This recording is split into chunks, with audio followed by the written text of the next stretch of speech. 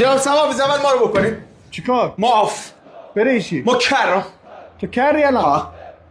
تو الان صدام شنیدی گفت؟ نه ما داریم لبخانی میکنه از لبا شما میبینم بعد میفهمم چی میگه. ها یعنی هر رو لبخانی جواب میدی؟ بله. الان 2 روزم ببینم بعد جواب میدی. بیشتر؟ الان صدام شنیدی؟ نه جناب سروان. الان شنیدی که گفتی نه جناب سروان؟ اون وقتی شنید و الان نمیشنو. 2 روزم ببینم تو.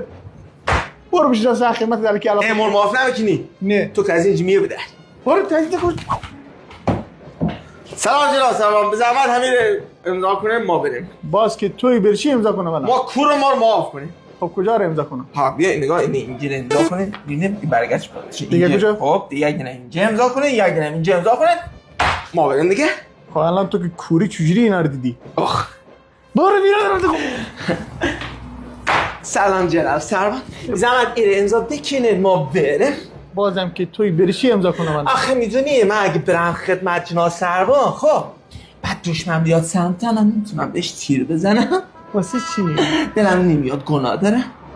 تو مورد داری. آره. که دور بزن ببینم. دور بزن کجا میبینی؟ پشتت دیگه. یاره تو خیلی هیزی اصلا نمیم برو خدمت.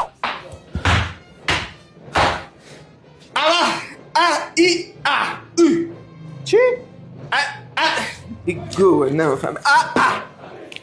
لطفا من رو معاف بکنید. من لال هستم غلام حسن.